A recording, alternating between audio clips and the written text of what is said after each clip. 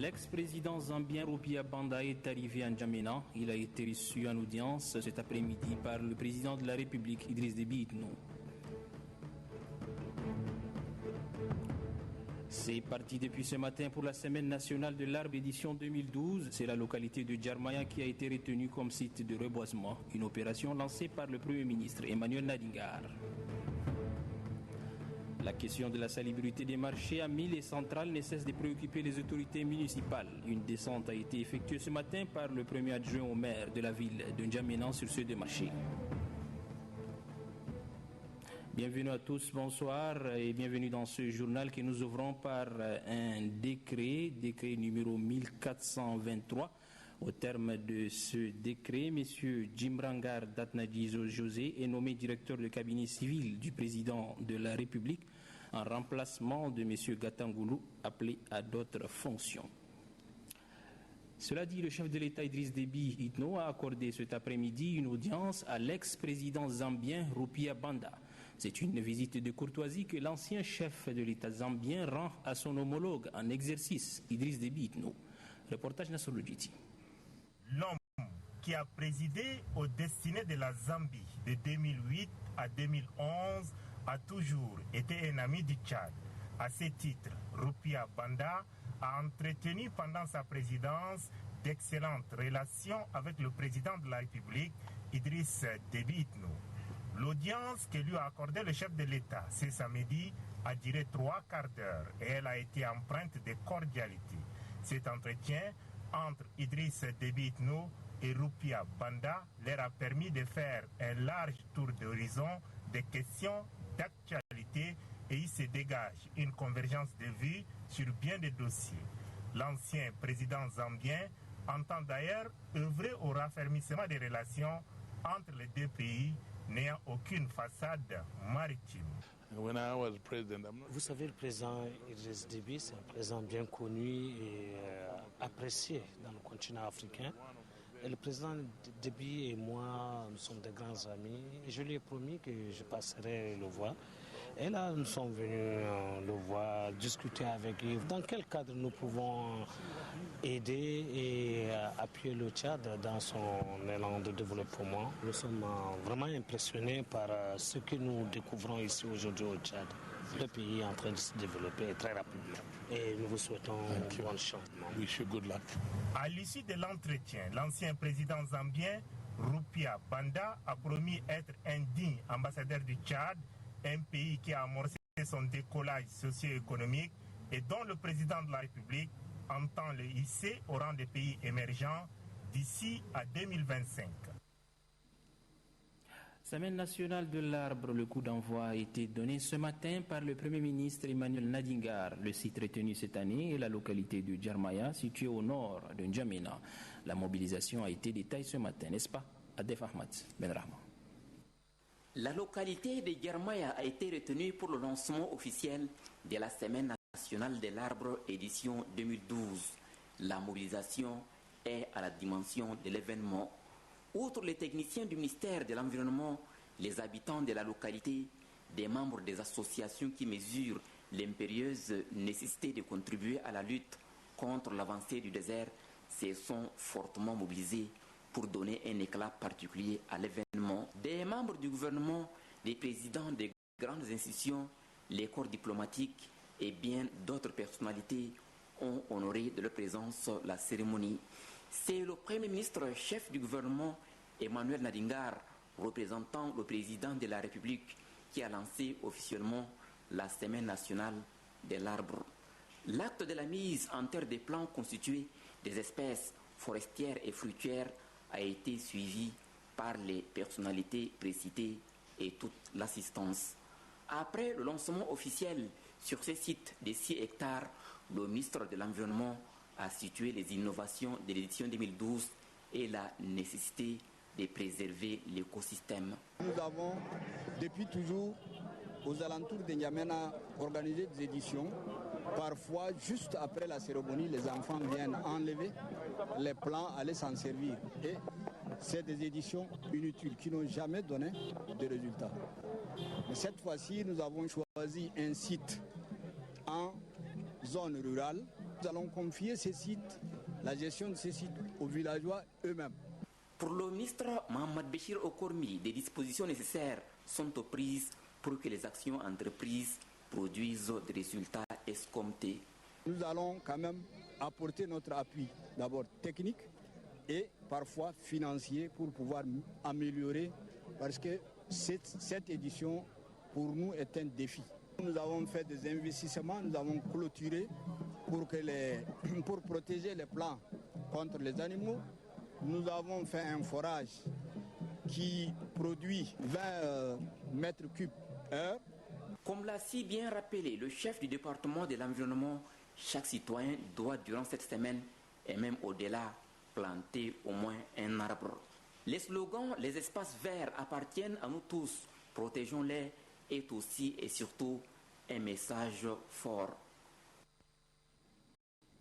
Après avoir donné le coup d'envoi de la Semaine nationale de l'arbre édition 2012, le Premier ministre Emmanuel Nadingar a invité les Tchadiens à aimer l'arbre tout en faisant de la plantation de l'arbre une perpétuelle activité. J'y vais plutôt. Répondant ainsi à l'appel du président de la République, depuis toujours et à chaque édition de la Semaine nationale de l'arbre, nous ne pouvons que redire que l'arbre, c'est la vie. Nous le trouvons dans notre alimentation. L'arbre, c'est la santé humaine. Il est important que tous les Tchadiens soient conscients du geste qui est fait de la plantation de l'arbre chaque année. Il ne faudrait pas que nous nous arrêtions simplement à mettre un arbre en terre. Nous devons évaluer chaque année le travail qui est fait. Il faut reconnaître que si les Tchadiens ont eu de l'enthousiasme dès le départ, cet enthousiasme n'est pas du tout entretenu. Si nous mettons les arbres dans le sol, nous devons veiller à ce qu'ils grandissent. Nous devons les protéger. Nous ne devons pas planter un arbre, mais continuer à les planter à chaque occasion. Notre pays en a besoin. Et donc, c'est un appel constant aux Tchadiens.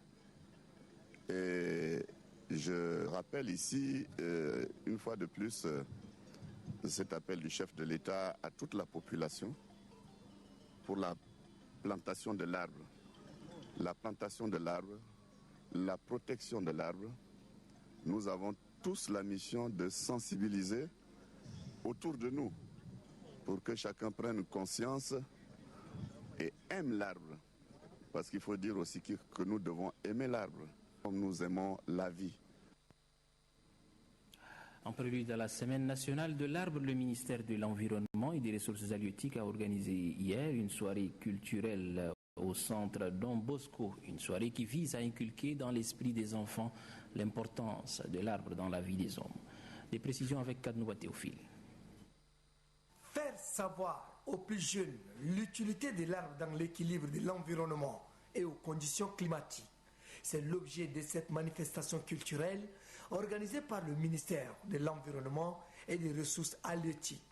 Une manifestation au cours de laquelle les enfants venus des différents quartiers du 7e arrondissement ont eu à participer au jeu concours, déclamer des poèmes et présenter des sketchs dont le sujet porte sur l'arbre, ses vertus et les aléas du déboisement.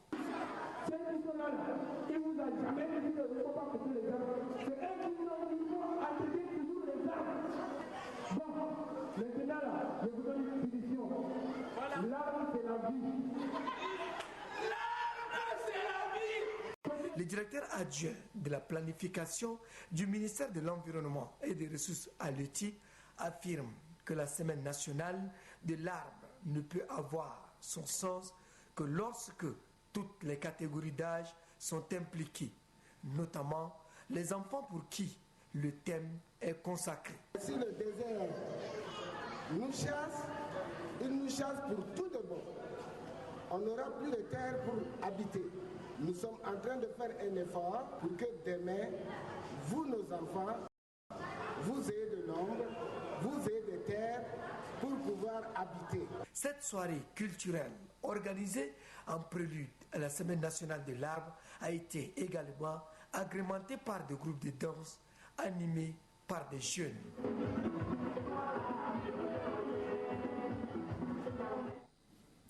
Les députés du 8e et du 10e arrondissement ont effectué une visite conjointe dans leur quartier. Ils sont allés constater les difficultés auxquelles fait face la population. Angabo et Fandoré sont les principaux quartiers visités. N'est-ce pas, Marie-Joséphine? Les rues sont impraticables, les maisons sont enclavées et les habitants sont exacerbés par ces inondations. Une situation qui ne laisse pas indifférents les députés du 8e et du 10e arrondissement de la capitale. Il s'agit respectivement des quartiers Amgabo et Fondoré. Dans ces quartiers, les habitations sont envahies par les eaux de pluie qui influent négativement sur les activités économiques. C'est ce qui justifie le déplacement des deux députés, Abdoulaye Choua du 8e arrondissement et Tom Idriss du 10e arrondissement. C'est là afin de trouver les voies et moyens pour faire face aux difficultés que rencontre la population. Nous avons remarqué qu'il y avait une inondation presque totale de notre arrondissement, que ce soit au 8e, que ce soit au 10e. Donc on a touché la population, on s'est entretenu avec eux, on a même eu à visiter quelques victimes. Et ceci vraiment nous a beaucoup touchés et nous serons le porte-parole de cette population auprès du gouvernement. En attendant qu'une solution durable soit trouvée, les habitants de ces arrondissements voisins utilisent le pont de fortune fabriqué pour la circonstance afin de joindre leur habitation. Le président de la CSTT, Confédération syndicale des travailleurs du Tchad, a donné ce midi un point de presse. Au cours de ce point de presse, le président de la CSTT a donné la position de son organisation par rapport à la crise sociale qui secoue le pays. Nous l'écoutons. Pour aider l'État à s'imposer, la contribution de tous les membres de la société s'avère nécessaire. C'est pourquoi une rencontre de tous les représentants de la société civile, droits de l'homme, syndicats, diverses associations, etc., autour du Premier ministre, pour adopter des stratégies de lutte contre la flambée des prix et d'une urgence capitale. Oui, cette lutte doit même se placer en amont de toute autre, car rien ne justifie la sous-alimentation actuellement en vogue dans un pays où l'élevage et l'agriculture constituent les activités principales des populations. Rien ne justifie non plus la pauvreté endémique dans un pays producteur de ciment, de pétrole et d'autres richesses minières qui ne sont pas les moindres. Nous dirons que tout ce dont le pays a besoin aujourd'hui, c'est la justice sociale, arbre de la démocratie pour le monde moderne. Nous devrons tous avoir en tête que chaque pays a sa culture et que nul ne peut plagier, copier la façon de résoudre les problèmes sociaux chez son voisin, fût-il le plus proche. Nous conseillerons aux travailleuses et aux travailleurs de privilégier le dialogue et par conséquent de reprendre calmement le travail afin de céder la place au dialogue. Car le dialogue ne peut se dérouler avec des partenaires aux esprits surchauffés, ne faisant aucune concession à l'autre. Dans le reste de l'actualité, le premier adjoint au maire de la ville de N'Djamena a effectué ce matin une descente sur le marché à 1000 et le marché central. La descente de Hadjitir Debitno et son staff s'inscrit dans le cadre de la journée de salubrité instaurée par la mairie. Kadnouba Théophile. La confiance n'exclut pas le contrôle, dit un adage populaire. Après l'opération de nettoyage effectuée par les agents dans les deux grands marchés de la capitale, les autorités municipales ont fait une descente sur les terrains pour constater de visu le travail abattu. Cette descente, qui a commencé par les différents compartiments du marché central pour s'achever au marché à 1000, leur a permis d'apprécier la tâche. Nous sommes en train de travailler sur la propriété du marché central. Tout a été nettoyé, tout a été lavé pour mieux assainir le marché central. Le travail est vraiment satisfaisant. Et comme l'a dit Madame le maire, le travail n'est pas fini. Le premier maire adjoint de la ville de N'Djamena a dit d'ajouter que cette opération, qui n'est pas la première ni la dernière, a pour objet de prévenir les maladies provenant de l'insalubrité, notamment le choléra et les autres maladies diarrhéiques. Au marché à Mille, les autorités municipales ont mis la main sur des carcasses de viande provenant des abattages clandestins. Selon le premier maire adjoint de la ville de N'Djamena, Hadi Itir Debitno, cette opération qui a permis de démasquer ces bouchers véreux est le résultat d'une longue enquête.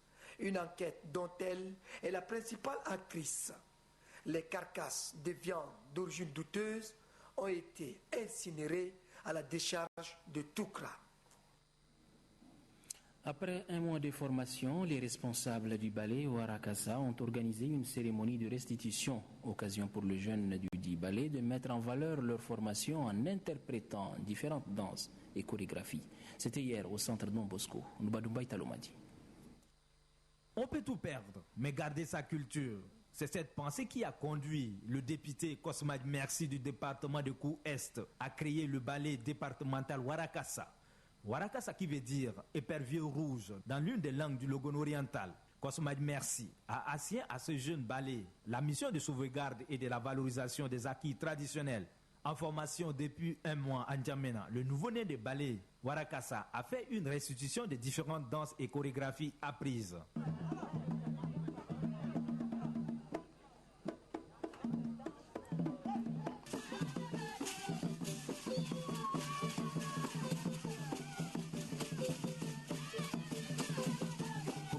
Maïboula, formatrice, présidente de l'association d'échanges culturels Kadiakosi et responsable du ballet IRFE. Cette initiative mérite d'être saluée car elle valorise les artistes locaux. Je suis très satisfaite du partenariat. Je crois que cette formation a réussi à 100%. Donc la décentralisation fait son cours à travers la culture et je suis très satisfaite. Kosmad Merci appelle les ressortissants de Kou-Est à soutenir ces jeunes artistes locaux pour un décollage culturel. J'ai constaté que les jeunes aiment danser et il faudrait les aider à bien danser. Bien danser, c'est danser dans la discipline et dans l'art. Pour sa toute première sortie, le ballet Warakassa ou Épervier Rouge a présenté aux cadres et ressortissants du département un spectacle de belle facture. Reprise des activités de l'Association nationale des athlètes tchadiens à la faveur d'une conférence de presse tenue ce matin à la Maison des médias. Les membres de la dite association ont présenté à la presse les objectifs visés par leur organisation. Innocent Kilayo. Cette conférence de presse marque la reprise des activités de l'Association nationale des Olympiques tchadiens, créée il y a 10 ans. Pour les membres de cette association, c'est aussi une occasion pour faire comprendre aux journalistes la participation du Tchad dans les différents Jeux olympiques. Depuis 1964, le Tchad a participé à 11 Jeux olympiques d'été. Le Tchad a participé aux tout premiers Jeux olympiques de la jeunesse qui a eu lieu en août 2010 à Singapour avec 2 athlètes. C'est-à-dire c'est un Jeux olympiques qui concerne les jeunes de moins de 20 ans. Le Tchad n'a jamais participé aux Jeux olympiques d'hiver.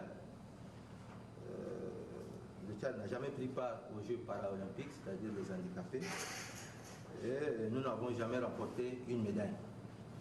Dans leur élan de faire la promotion du sport, les Olympiens nationaux envisagent étendre leur activité sur plusieurs niveaux. Nos activités sont pour la plupart orientées vers la formation des jeunes, la participation aux activités de certaines fédérations nationales, du comité olympique et sportif tchadien et de l'Association mondiale des Olympiens. Nous voudrons donc mettre à contribution cette conférence de presse pour nous faire connaître davantage, et nous l'espérons bien, par la presse nationale, le grand public sportif et singulièrement les fédérations nationales qui nous ignorent encore alors que nous sommes un partenaire incontournable. L'Association nationale des athlètes olympiques tchadiens compte 25 membres. Le bureau exécutif est composé de 7 personnes. Malgré l'appel à la grève lancé par les syndicats dans le secteur privé afin de soutenir le secteur public, certains établissements bancaires fonctionnent normalement. C'est le cas de la Commercial Bank Tchad CBT. Un public reportage signé Granga Chambirima. La Commercial Bank Tchad constitue l'un des tissus économiques bancaires les plus importants dans la sous-région. Et les agents sont conscients de la mission qui leur est attribuée, celle de servir les clients en leur offrant un service de qualité. Et offrir un service de qualité exige de la rigueur et de la ponctualité. J'ai démenti formellement tout ce qui a été passé sur les ondes de la radio. Nous sommes en négociation avec notre patronat et la convention collective nous demande qu'on parte en grève pendant que nous sommes en négociation. Je comprends parfaitement l'appel qui a été lancé par notre corps syndical, qui n'a jamais cessé de nous soutenir tout le temps, mais néanmoins, nous sommes dans l'impossibilité de le suivre pour ces cas. Ce jeudi 30 août, les institutions privées ont été appelées à soutenir la grève en cours dans le pays. À la Commercial Bank Tchad, pourtant les portes sont restées ouvertes. Toutes les opérations ont été centralisées au niveau de l'agence principale CBT. Le journal des opérations est la preuve que les agents de la Banque panafricaine ont assumé convenablement leurs tâches habituelles. Par exemple, au niveau de l'agence siège, j'ai 15 caissiers. Ça, c'est le travail d'un seul caissier. Dans la journée, il a traité les retraits. Il a fait 92 retraits, c'est-à-dire il a payé des chèques 92 personnes. Le versement, il a fait 49. Le total, ça fait 148 opérations. Ça, c'est pour un seul caissier. Je pense que si nous sommes partis en grève, on ne devrait même pas faire ce travail. Normalement pour vraiment donner des informations comme ça, le moindre des choses, c'est de faire le tour, moins vérifier si effectivement les gens sont partis en grève ou pas, avant de donner une information quelconque. Mais la personne, je pense, il reste chez lui, il donne une information quelconque, les gens sont partis en grève alors que nous sommes là en train de travailler. Je pense que ça engage la responsabilité de la personne. Le chef de sécurité de la Commercial Bank Tchad est surpris de cette nouvelle, répandue comme une traînée de poudre par une certaine presse. La banque était ouverte de 7h45 jusqu'à 16h. Les clients venaient au fur et à mesure. On a travaillé normalement et on a fini sur les heures normales. Il n'y a pas des anomalies de Chili. Quant aux clients, ils restent satisfaits des services offerts par la Commercial Bank Tchad. C'était bien, c'est rapide. Installée dans la capitale économique à Moundou et à N'Djamena, la Commercial Bank Tchad possède un panel prestigieux de correspondants avec lesquels elle effectue des opérations pour le compte de ses clients. Dans son rôle de financement et de collecte de l'épargne, la Commercial Bank Tchad joue un rôle essentiel, voire primordial dans la relance économique sous-régionale. Voilà, c'est ici que s'achève ce journal télévisé en français. Merci de l'avoir suivi. Pour plus d'informations, consultez notre site internet www.onrtv.org. Merci de votre aimable attention.